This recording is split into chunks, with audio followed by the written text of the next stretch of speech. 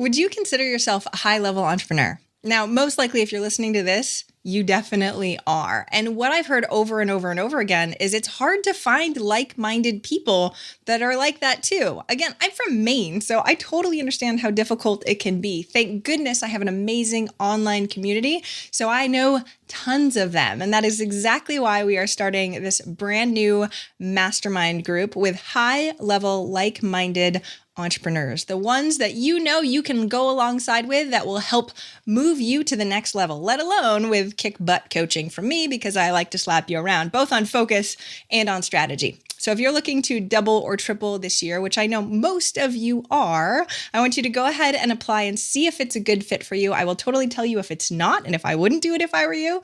But go to eventualmillionaire.com/apply. We are looking for amazing, like-minded entrepreneurs. My previous mastermind members have told me it is life changing. So take the time today, fill out the very quick application, and we'll see if it's a fit.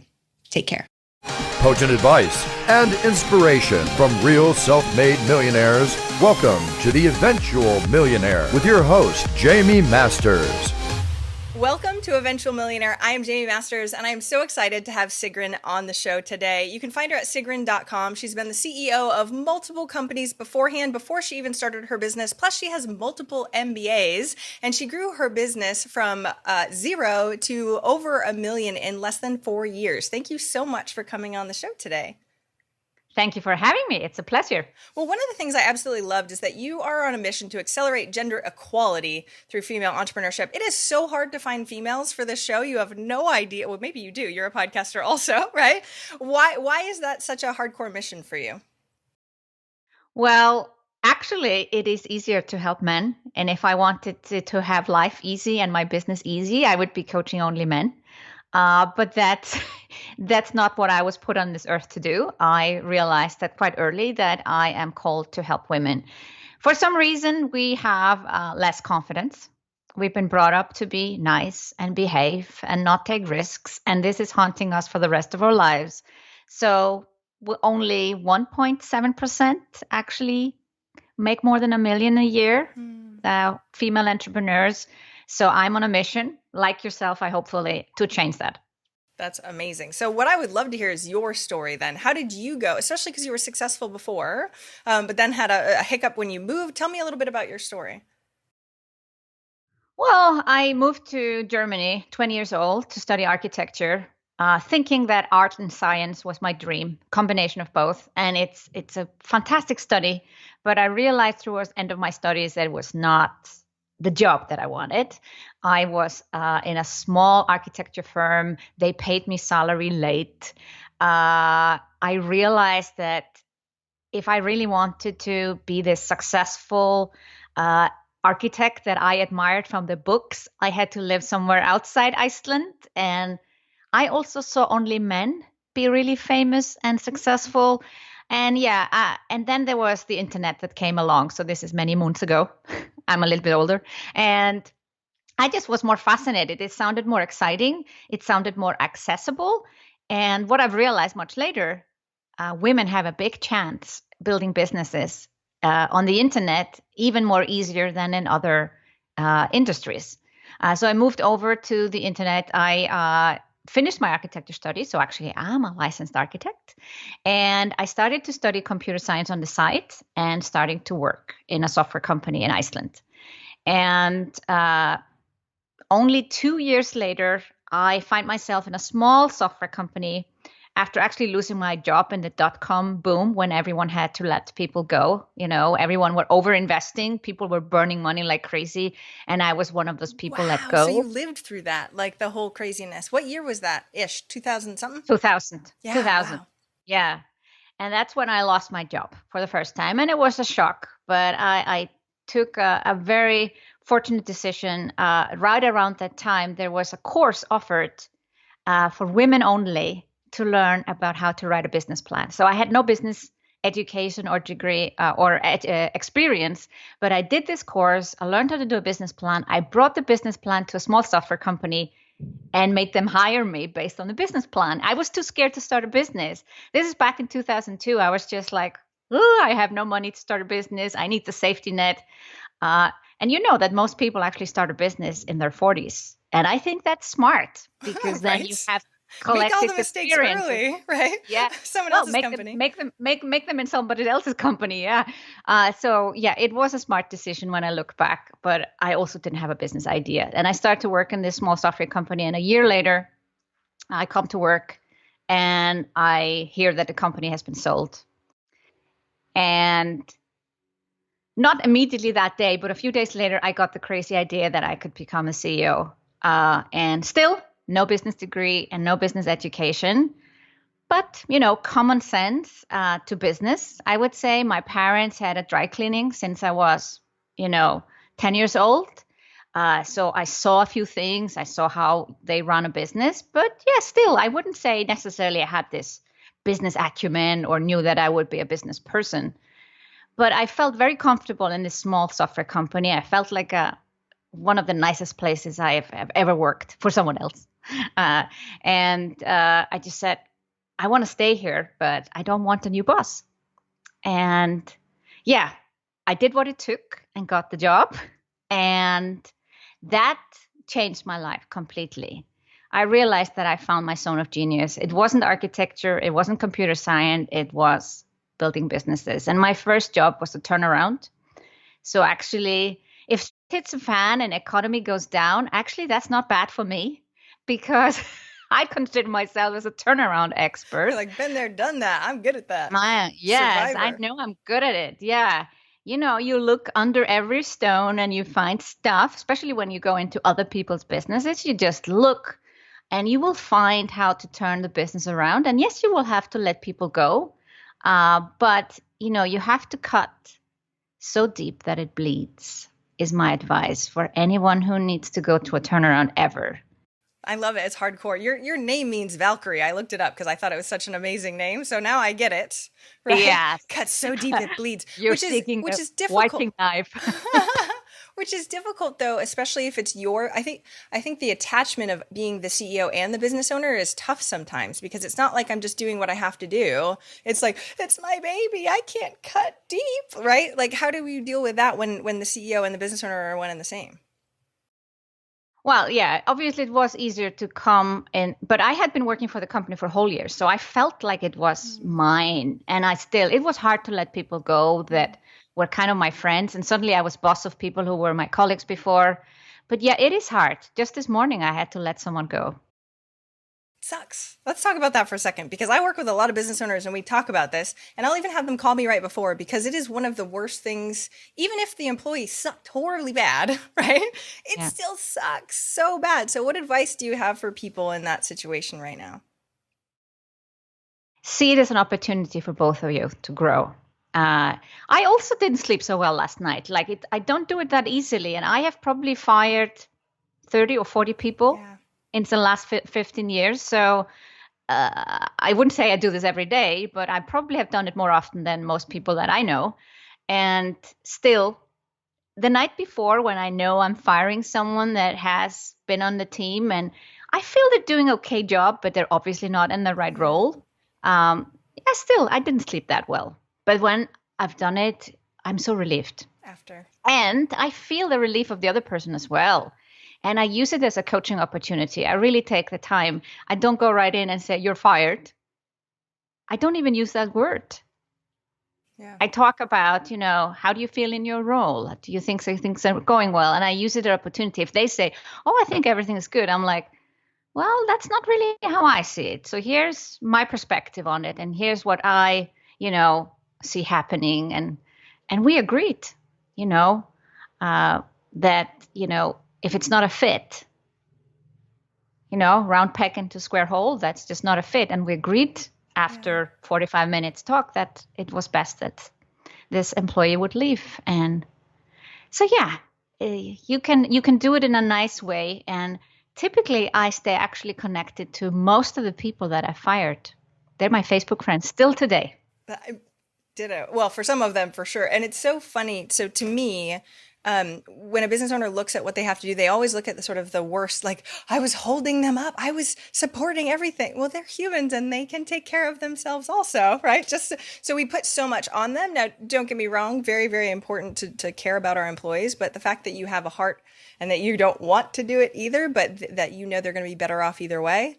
I want whoever I'm working with to focus on that part, that your employee that you're firing will probably be happier in some other role later that is actually a better fit. And you're doing them a disservice by not putting them in the right role and actually enjoying their lives too, because they probably can feel that it's that awkwardness of being an unfitting role. Like you were saying, after 45 minutes, you're like, okay, that's great. So I made it even more exciting to find a new job for her. See, this is perfect. And that's what I want everyone to think of. Like, that's a good thing, not a bad thing. It still sucks, don't get me wrong, but still, it makes everybody happy in the long run, especially the business owner. So tell me a little bit about your story and how you went, okay, now I'm going to be the CEO of my own company. Because 4 years to $1 million is what everybody listening to the show is like, please tell me how you did that. So can you walk us through what that was like? So I think we have to go back to that time where I was a CEO of a software company. And after a turnaround, I grew it 40% every year. We had 20% EBITDA. It was going really well. Owners were happy. I didn't own a share or anything, but they paid for my MBA later when I asked for it. There, I realized I hadn't kind of started to think, what if it was really my business? Like, would I really run a business like this? And the downside was that every time I wanted to make more revenue for the business, I had to hire more programmers. And at some point, there was 1% unemployment rate in Iceland. What happens in 1% unemployment rate? The banks steal the programmers for you. A small software company doesn't have a chance to pay the salaries. And just at that peak, I called up my boss, the owner of the business. I said, you sell now. This is the peak. I'm not going to make any more value. And I had doubled the value of the business in 3 years. So everybody was happy. But I was like, I don't want to run a business like that. Now, maybe I just planted the seed in my own head because I wasn't even thinking of starting a business. But when the time came, I was like, it has to be scalable. It has to be scalable without adding, like, yes, of course, we have to build our team and grow our team as we scale our business, but not that I need one extra person to make another 100,000 or whatever it is. Like, it cannot be that type of scalability. It needs to be exponential. And that was really important to me. So I guess I had that in mind when I started. And I started out of necessity. I had lost my job twice in 2 years. I was then in Switzerland. I had met the love of my life at Tony Robbins in London in 2008. There was an empty seat. I sat down and I was sitting next to a man and his mother. And later he became my husband. My whole love story is on my website if you want to read about it. So basically, I got sick from one of the jobs I had. I was working in a medical technology company, and there were no meetings. I didn't have to run around like the CEO. I was running around and driving to meetings. And, even in one of the jobs that I had, we had 3-story building. My CEO office was on the top. I hated that, actually. I wanted to sit down with the salespeople. But I never felt that my body was in any pain from my job, but suddenly I felt it there in 2009, 10. I felt it, these things, you kind of, your shoulder get cramp, and I got pinching ear pain, and, you start to feel your mouse, the hand, because of using the mouse. I was feeling all these pains because I wasn't moving much, but also the job didn't require me to stand up and even talk to anyone. And so I was sick for 7 months. I developed something called repetitive strain injury, which I still have a sign off today, but I can work 100% today. And I deal with it in ways that I just, I do exercise and things like that. But I realized I couldn't go back to work for someone because this repetitive strain injury required me to go regularly to physio, go out for a daily walk in the middle of the day. And I was like, I started to imagine the horror of sitting in an office. In Switzerland, they tend to work long hours. And I was like, wow, I would work like 9 hours a day, not be able to go for a walk. This would just go worse. Like, it could even end up that I could never work again. repetitive strain injury can go that bad that you are, really disabled. So I imagined these horror stories, and that the only way for me is to now start my business. And I just didn't know what it was. Isn't that sad, though, that we need a catalyst that crazy in order to actually go, let's do it? Because I get you. I had a kid. I was told to quit my job. I don't know how many times. I was like, but you don't understand. I have health insurance, right? And then I had a kid and was like, oh, I can't travel.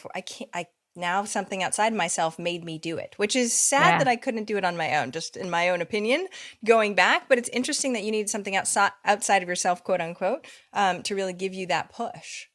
Yeah.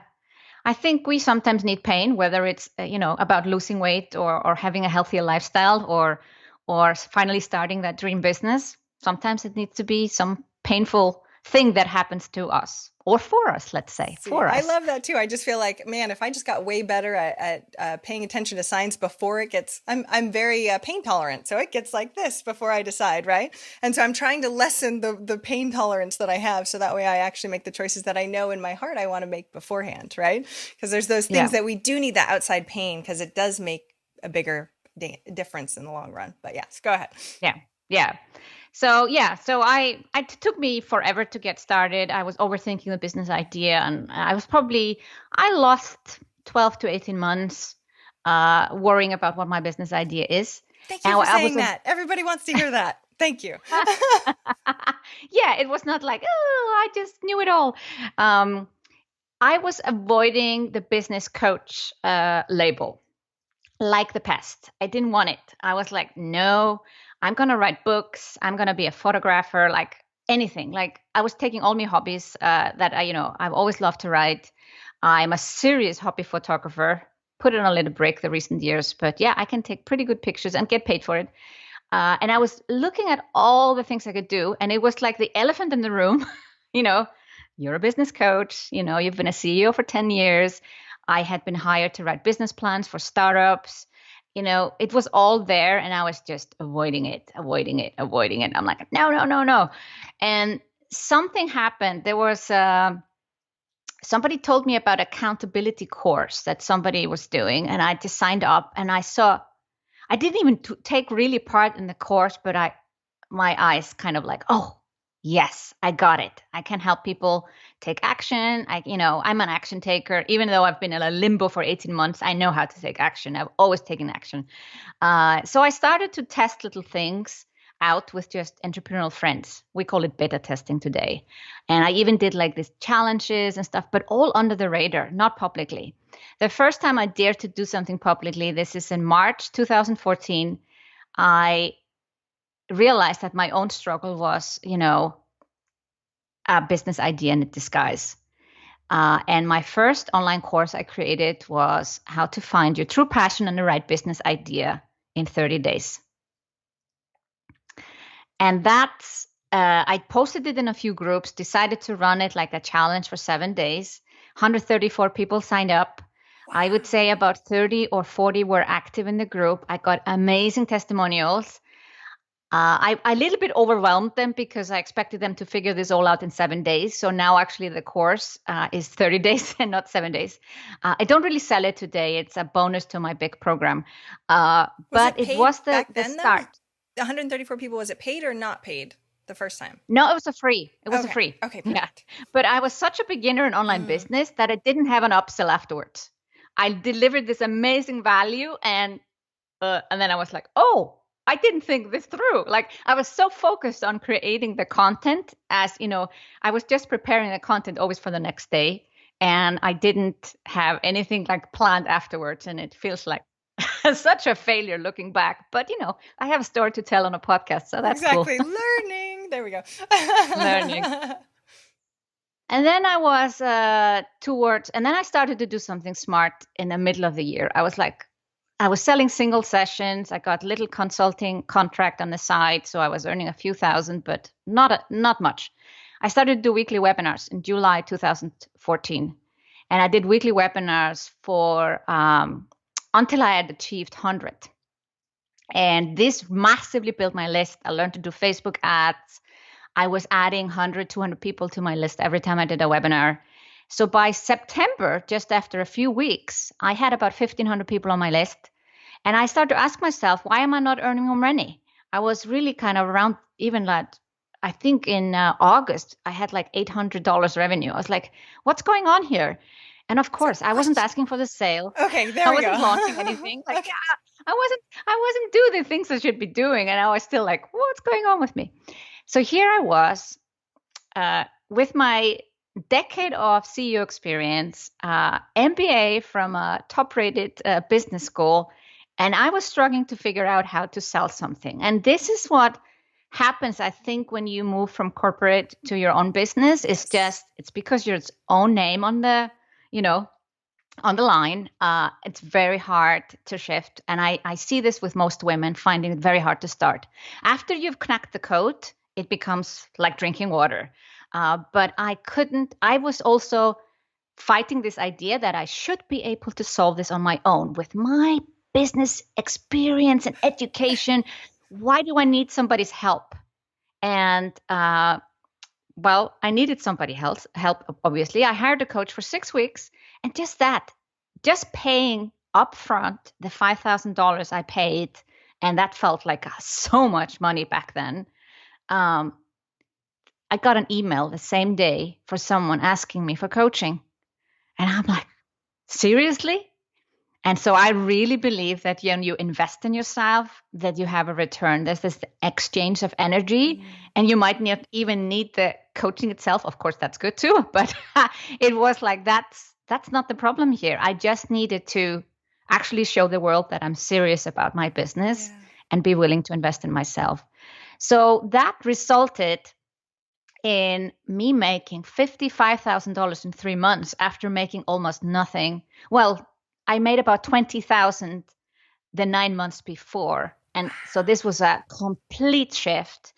I managed to, like, from my first sale in March 2014 until March next year, I made 6 figures. It was just around, within 12 months from the first sale to 100K. And that felt like a very amazing milestone. Now making 100,000, I expect that in a day or Isn't let's that say funny? in a week. You change. Exactly. You change your, but I think that's what's so amazing. I want to dive deeper into that though. What was the catalyst? What do you think changed in you, let alone putting the money down? Because I know putting that money down and the skin in the game makes a difference. You just level yourself up. But what were you actually doing? Did you just ask for the sale more? Were you doing more webinars? Tell me what the tactics were that the coach actually ended up having you do that made, because 0 to 6, well, less about 0 to 6 figures in a year is what a lot of people just listening would like to do anyway. So what was that big catalyst? I was doing these webinars, but I wasn't making an offer. I was just, teaching. And looking back now, I'm like, I was over delivering. So people felt like full after every webinar. So there was no reason even to reach out to me and ask for coaching. The guy that asked me for the coaching, that was the first email I got, hadn't watched any of my webinars. The webinar people were like, hey, this is great. Sigrun is giving me all this information for free. I don't need anything else. So it was also the shift of like, okay, I need to tease them into something that's coming versus giving them everything that I think they need to know about a certain topic. I was very much in the teaching phase instead of giving them the overview and making them realize that there's much more to learn. And I think that's a big mistake most people are making with webinars. They're just teaching too much. Well, and that's the thing, because they want to over-deliver, because you're like, oh, well, we want to engage them. We want to over-deliver. But sometimes you're doing them a disservice also. So where is that line, though? Because it does make a difference. Yeah, it is about, not using the 60 minutes to teach. It's about splitting it up into, what's my background story? Why am the person to teach you this?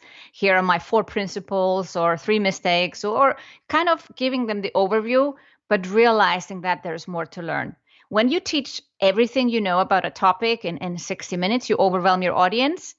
They think they're maybe even unqualified to do this because you have kind of overwhelmed them, or they feel like, that's great. Now I know everything. They don't realize in that moment that there is more to learn because you didn't tell them. Yeah, you're making the gap. Be like, oh, wait, but you're not going to do this on your own, or you need more of this information. And that way the sale is a lot easier. So you got really refined at doing webinars then. Yes, I got very good at webinars, and I finally learned to do a webinar that actually sells. The only issue was that I was really wanting to create another online course. And I wanted to create a course on all the launch tech because my webinars had been around that. I realized later that's not what I want to be known for because I'm a business strategist. But, you make those mistakes in your first year of business. You become known for the wrong thing or some other thing that you don't really want to be known for. Well, actually, but anyway, let's talk I about was that. in this. No, I think that's really, really important because like the fact that you picked something and it wasn't exactly aligned. Tell me a little bit about that. I feel like people do that all the time, but they're afraid to even go down that path enough. So even niching is tough, right? At the beginning, because they're like, well, I don't know. Or if they do niche, then they're afraid they can't back up and do something else. And you're known as a business strategist. So how did you do it? How did you go from tech and sort of switch it around when you knew that it wasn't the right thing? Well, I think I had a wake-up call.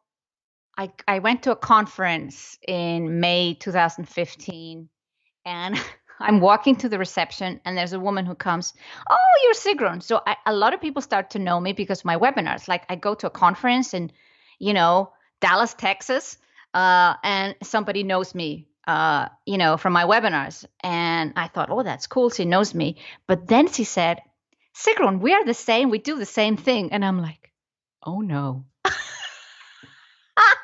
That was my huge wake-up call. I think I had started to realize before that I might be on the wrong track, doing so much tech and how to versus, mindset and strategy and going back to my CEO and teaching that. But yeah, meeting this woman and she telling me, well, we do the same thing and we're the same. And I'm like thinking, no, we're not in my head. That was really helpful. So thank you to the woman. I don't know her name anymore. I love it though, that interaction when you're like, oh, whoops, wrong track. Okay, over here, right? Huge to be able to have that insight. That's awesome. All right, I'm sorry. Continue on the story. I think this is awesome. So I did this launch webinar. I hired this business coach for 6 weeks to help me with getting out of my own head, making the sales. And she was adamant about me doing one-on-one. She said, Sigrun, you are in your first year of business. You should be selling one-on-one. And I'm like, no. I want to sell my online course and I'm going to create a new online course. Of course, I didn't create it, but we created the sales page. I knew what I was going to teach. I was going to take the topics of my webinars. It was all laid out. One person bought. I love these stories. Sorry, continue. And I felt like a complete failure. I had invested the $5,000. One person bite from a webinar of 600 registrants. Like, how bad is that? And I refunded the person and the business coach said, okay, should we do one-on-one now? And I'm like, okay, let's do it. So she helped me write emails to get them on a discovery call. I sent out email and we opened up a few more spots. Basically 90 people booked. And for the next 3 weeks, I was doing calls back to back every single day. I remember taking on the first calls. I was even in the car because we had booked it so tight. I was in the car driving somewhere in Switzerland and people were buying and I was on the phone trying to write down like, what's your name? And how can you transfer the money to me? Like, they wanted to work with me. They were so eager. I was fully booked for the next 6 months. Wow. See, that's awesome. But I love how you're strong-headed and you're like, no, I'm going to do it my way. Oops. Okay. We're going to do what you suggested. Don't you love that as a coach now, being that person that gives the advice and be like, oh, okay, let's see how that works for you. Go ahead. Have fun. The lesson will be more valid when you feel the one sale over it all, right? But we all have to go through that stuff. And I don't think that you would be where you were if you didn't go through that first, because then when you probably did the next launch, it was probably a much different thing. So tell me about how you got into the courses then after all the one-on-ones. So I started to do one-on-one, and then I was always thinking back to that experience of being a CEO, not being able to scale the company as much as I wanted. I never wanted to be in a similar situation myself. So I was like, okay, one-on-one is not so scalable. Yes, you can raise your price and I can work more hours, but I realized having 10 clients at once was enough for me. I also needed to spend time continuing with the weekly webinars and other things like that. So mid 2015, I've been doing one-on-one coaching for about a year. I said, it's time for group coaching. I had done little attempts, one Facebook post and one email, and nobody had signed up. And I'm like, okay, I know this is not the way to launch. You actually need to create more buzz, do some seeding, and then make your offer and not just, do do one post and hope for the best. So I was on holiday in July. We're driving along the south coast of Iceland, and I just like, I have to get this group program out there. So in the evening, I'm writing to my assistant, which I had hired luckily before, and we just scrambled together a simple sales page, and I email it out, and I sell a group coaching program within a few days without a webinar or anything, just with seeding and talking about it. What's the name of the program? Is anybody launching in the next 3 to 6 months? Talking about things like that. And then I had my first group coaching program, made 18,000. Yeah, it was $1,500 times 12 people. And I've really felt I was onto something. People didn't want to start until 1st of September, though. So I could sell in July, but in Europe, people don't like to do courses in the middle of the summer. But I thought, I'm onto something. So I went straight ahead and sold a 4-week program in August. I sold another group program for October, November, December. And I was just on this track to sell group programs. And then we come to 2016, and I have my first $74,000 launch from group programs alone. That's awesome. How did you start scaling that then too? So it was a 4-week program. And how big was your list when you actually launched that? I love knowing the actual numbers, if you remember back then. And then how did you get to the 74? Because you teach people launching. So you probably got really good at it also as you were going through. Yeah, I think my list was probably at 3,000. So I was doing more like bi-weekly webinars, not advertising all of them. I was getting a little bit tired of the Facebook ads. And then I picked back up when I was doing proper launches after that. But basically, I was thinking scale. So my first groups were 6 people, and I had 2 times 6 people, but I had them together in one Facebook group to save a bit of time. And that was great. And then in 2016, I was thinking, how do I scale this? And I started to work with another business coach. And all her groups were 6 people. So I was like, I thought that's what you do when you run group programs. They have to be 6 people. And then I wanted to challenge that. I was like, why? Why can they not be bigger? And I didn't see any examples. Now I see them all over the place. But back then I just didn't see them. And I thought to myself, I can do more. So I decided to be bold and say it's 18 people in the group.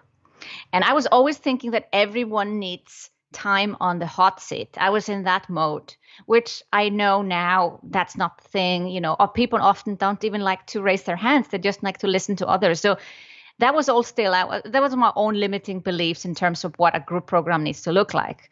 But with 18 people, I figured, okay, I can have them go on the hot seat once a month instead of twice a month and things like that. And so in August 2016, I launched my first 18 people group program.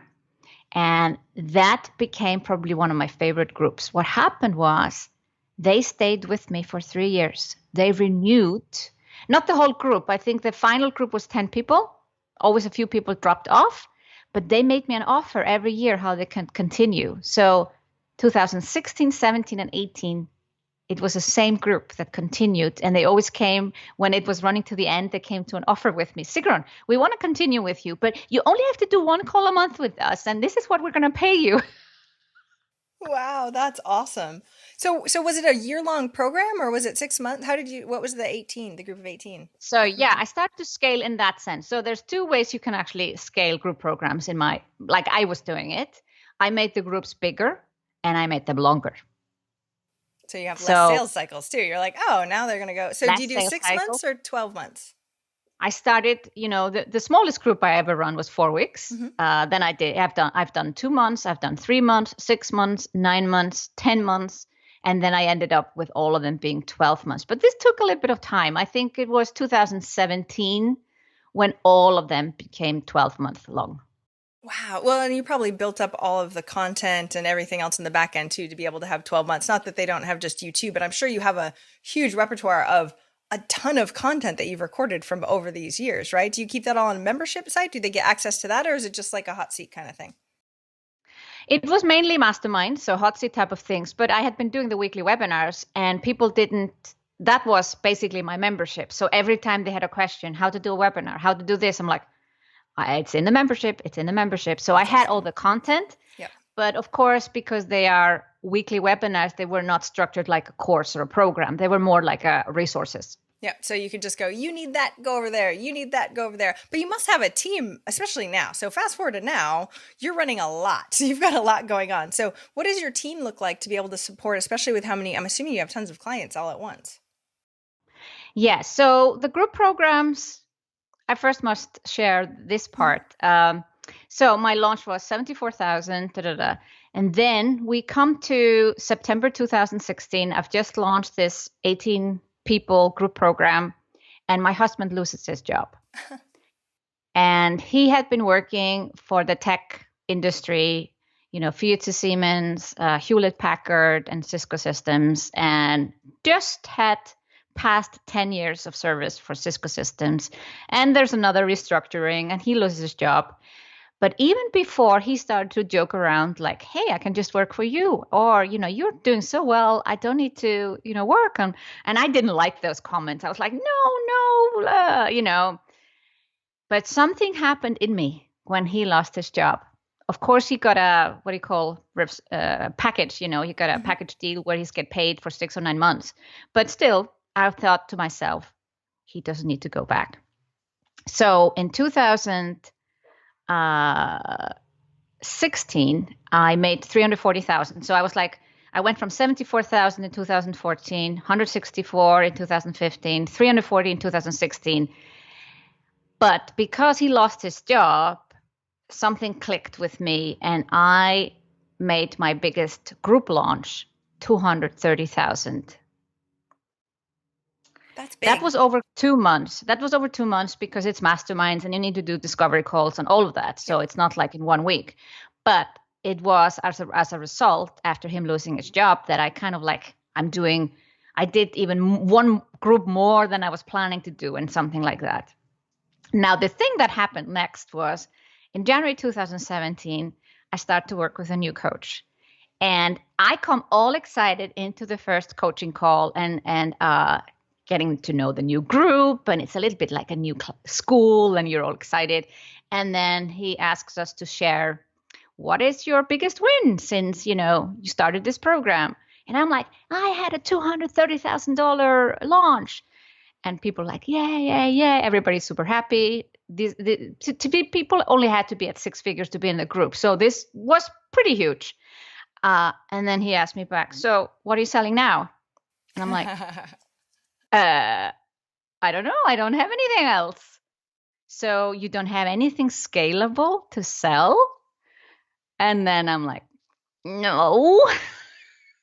Like, did you just see what I did? I did a good job. Wait, get pat on the head first. Yeah, all right. No. But it was exactly what I needed to hear. Totally.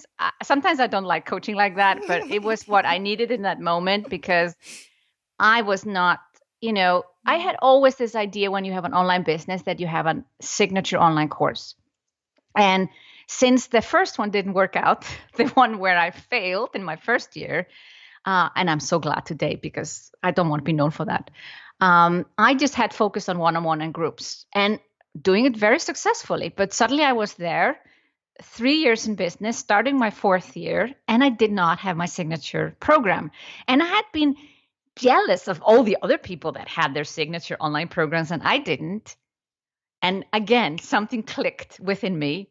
I used to do webinars to tell people how my launches went. Even today, people will message me, Sigrun, how did your launch go? Are you not doing a Facebook Live? Are you doing a podcast? Are you doing a webinar? And I'm like, I'm not sharing them so much as I used to. I share them with my clients, but not so publicly before. But anyway, I have already scheduled a webinar when I get this comment. And I'm like, okay, this is an opportunity to announce something. I don't know what it is. On the morning of the webinar, I still don't know what I am selling, but I've decided to sell something. And I had tried many times to think about what were my webinars about. Like, I had done over 100 webinars on all the topics in online business. Every webinar was different. There was no was different. Yeah, no, I was going to ask you about that. That's insanity. Wow. No repetition.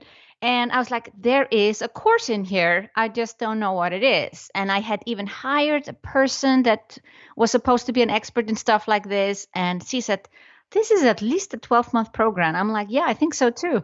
And of course, I just wanted to use the content. I didn't want to, I wanted to redo it, but use the experience from creating this content. Like, how could I create a path?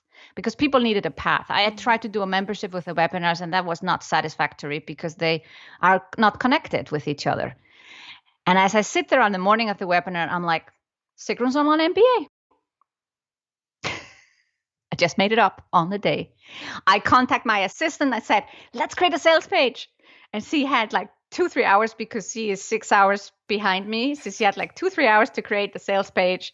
And it's like hot seat calls. You have access to 100 webinars. And, I had no content created, but it was just a concept because I had done an MBA myself. I did not learn anything about online business Right. or very little about entrepreneurship. And I just said, this is going to be different. And I sold 50 spots for $1,000. So did that include, so it had hot seats though. So did it include you or did it not? Was it like a monthly thing? Like how long was it? Tell me more. So I called this inaugural class, and I told them this would be a $2,000 program, 12 months, not 6 or 8 weeks like most online programs. And they would get weekly office hour with me and a monthly hot seat call with me. So I was basically selling them because the masterminds were sold out. So I was trying to replicate something of the mastermind in a scalable program. So the promise wasn't that everyone gets on the hot seat. I said, you have to apply. Here's the type form. You have to apply. I can take 12 people on each call. And there's no guarantee you can come on more than once. And I've never had an issue. Even now, when I have over 500 people in the program, active in the program right now, it's never an issue. People just don't necessarily want to come on a hot seat in front of hundreds of people. So it's not a problem at all. So yes, still today we have the similar format. There's a weekly Q&A. It's asynchronous. So there's a post that goes up. They post their questions. I go on Facebook Live, reply to the questions. And then there's a monthly hot seat call. And then we have most master classes. And now I've in the first 2 years, I took my time and created 12 core modules of everything around online business. And I put a lot of business into it. Of course, people want to typically learn how to sell more, how to do marketing, but I force them to do planning and budgeting and think about profit and loss and team building and all that other stuff, which I think is essential when you're building a business. Yes. The spoonful of sugar is the sales part, and then the medicine underneath is all the planning and the actual stuff that really builds a business. But sometimes isn't fun. Well, tell me, so how much? It's a year program, but it's only $2,000 for your signature one, or what is the total cost for it? So it was first 1,000 for the inaugural class, then I raised 1,500, then 2,000, and then I started to compare it to other programs. And I was like, okay, I raised it to 3,000. Yeah, so it's $3,000 now. It's still very affordable for what you get. Yeah, that really is. Because I've been in the online space for a long time too. Everyone's like, a signature program is $2,000 and it's 8 to 12 weeks and you just pack them all in there and then we do launches and that's sort of how it goes. Do you still do a lot of one-on-one stuff? And our launches, do they burn you out? I feel like I've got quite a few clients that are like, launch, nothing, launch, right? And it starts to get a little bit crazy too. So do you have any advice on some of that stuff? I stopped doing one-on-one 2017. So today, it's the signature program, Samba. I have a group coaching program for 10K and then a mastermind on top. I also had retreats. I sold the last one out in last March. I'm running it end of August this year. I don't have the bandwidth to run a retreat anymore. And revenue-wise or profit-wise, you can imagine retreats are not the best thing to do. And then I'm planning a conference, which I will come to in a minute. See, I love entrepreneurs. They're like, and then I'm going to do this, and then we're going to try this, and I don't know what to sell in the webinar, but this is great. Let's try this out. So yes, some things you have to plan a little bit more out, like a conference year in advance. But yeah, I love actually launches, and I think maybe one of the reasons is I think it's in the DNA, where you come from and where you've been raised. So I'm Icelandic, and in Iceland, the people before me, the generations, were fishermen and farmers, and mostly fishermen. And when there's fish in the sea, you go and catch it. When there's no fish, you don't. And when there's fish in the sea, you get some money, some income, and you go and buy a car or a TV or whatever. But when there's no fish, you just don't. And that's why when the bank crisis was here, 3 or 4 banks even were let go bankrupt. The government did not save them here in Iceland. And we sent them to prison, the people that are a fault of it. Most countries didn't. And it was not a problem. We just like, okay, these are going to be the year for 1 or 2 years. We're just not going to be spending money. So launches feel like I'm going fishing. I love it. I'm just going to sea and I'm, getting all the fishes and then I come back and, and I love this downtime also between where I can do podcast interviews and learn something new or hire a team. I spend a lot of the summer, doubling my team and things like that. So yeah, actually I love launches and people are like, whoa, why don't you evergreen? I was like, yeah, I'll do that. I know, from the technical skill, from the strategy, I know how to do that. It's just, it hasn't been an urgency for me. Right? If you like it, there's no need to change. That's the other piece, though. I feel like everybody's like, oh, well, you'll do this. Well, if you like it, keep doing it. I don't know why people change things if they really, really like it. I think that's awesome. But I know we have to start wrapping up in just a second. What are some of before I get to my last question, what are some of the trends, though? Because we talked about like webinars and Facebook ads and all that sort of stuff, right? And everybody's like, well, webinars aren't working as much anymore. Facebook ads are really expensive. Like everybody sort of has the thing. So what are you seeing is trending, especially on the launch side, because this is something that you teach? I would say what was really, and this is maybe not so new, but I'm just seeing the effectiveness is using Messenger. I'm seeing that. Yeah. Yeah. Facebook ads are tricky. I used to do Facebook ads myself. For the last 2 years, I've had a Facebook ad manager, but I'm upgrading. Like I am now considering Facebook ad managers that are pretty expensive. I'm getting the offers and I'm like, seriously? I should have been a Facebook ad manager. I would be a gazillionaire. Yes. I have a few clients in that space. It's a very interesting space right now for sure. Yeah. They're becoming more tricky. And for bigger launches, for $1 million launches, you need the professional team or agency to take care of it. And webinars are definitely not as effective as 2014. I still love them. So that's still the way to launch for me. But I use Facebook Lives or pre-recorded videos in between to warm up and use them very selectively. And I always stream them. You cannot just hope for people to come on Zoom anymore. The attendance rate has gone dramatically down in the last 5 years. Yeah. But ManyChat, you can use it in many good ways. So some of the tricks that I've used, or tactics, is I make sure that I stream, for instance, into a group versus on the page to make sure people in the group, everything is proven around. People that are in the group are much more likely to buy. And so then you have a whole group that we need to join. So what is the name? Is it a free group that everyone can join? So it's okay. What's it called? Profitable Online Business with Sigrun. Great. Yeah. And then then I have worksheets, and I often constructed in a way that the worksheets are only available through ManyChat. That's smart. Yeah. Well, wait, I want the thing. Oh, wait, I have to connect. Okay. That makes sense. And nobody has ever said anything about it. They do it. They can unsubscribe if they want to. And I ask for an email address, and that makes it connect back to Infusionsoft for me. Great. Because you can only do from the ManyChat side. So yeah, I'm geek out on stuff like that. And once I've geeked out on it, I'll delegate it to someone else. But I love trying out new tools. I have to be careful because you can get sucked into it. And so I do wait a little bit more now because all these shiny objects and new tools, I used to, install them all and try them all out a few years ago. And people are like, yeah, Sigrun always knows about the latest tools. And I'm like, no, this is not very profitable. So I wait a little bit, and I suggest most people should, unless this is really what you're selling. I completely agree. I'm a geek. I'm a super geek. And I just remember Periscope and all those other things where it was like, oh, let's jump on this bandwagon. Oh, wait, now it's dead. Okay, there goes all that time that I spent, right? Not that I was on it that much, but I'm right there with you. I created a bot a long time ago and was like, okay, not yet. So we actually just did a webinar last week about bots.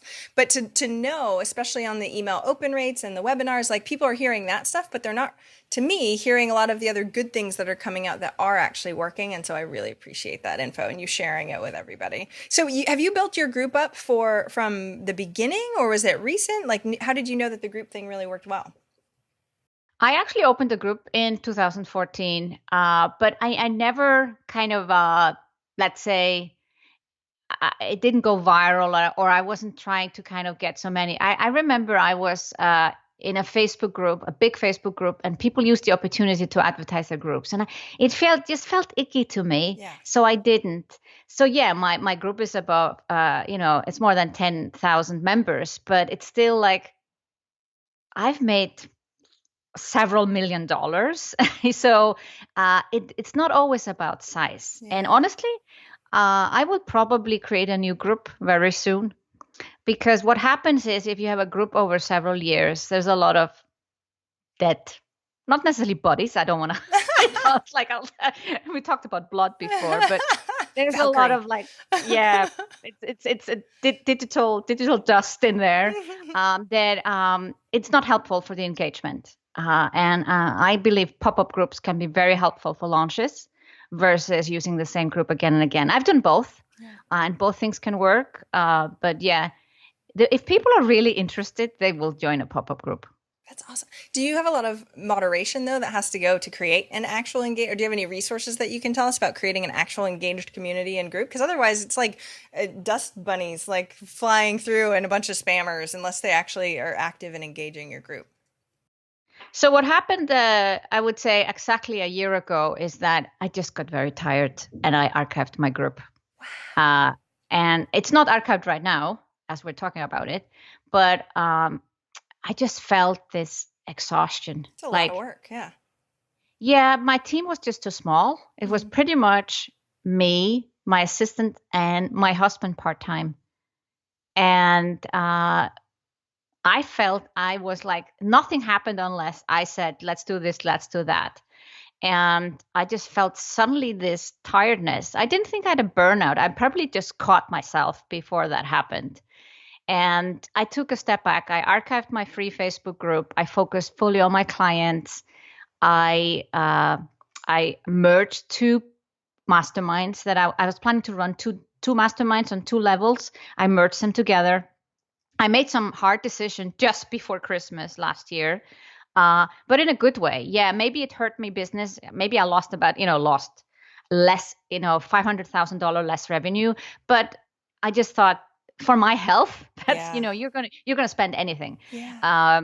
And then I took time to kind of figure out what kind of team I really wanted. And I started to look for people in February, and I took a long time to hire. I gave them assignments and all these tests. And and it's turned out really well, even though I had to let one person go this morning.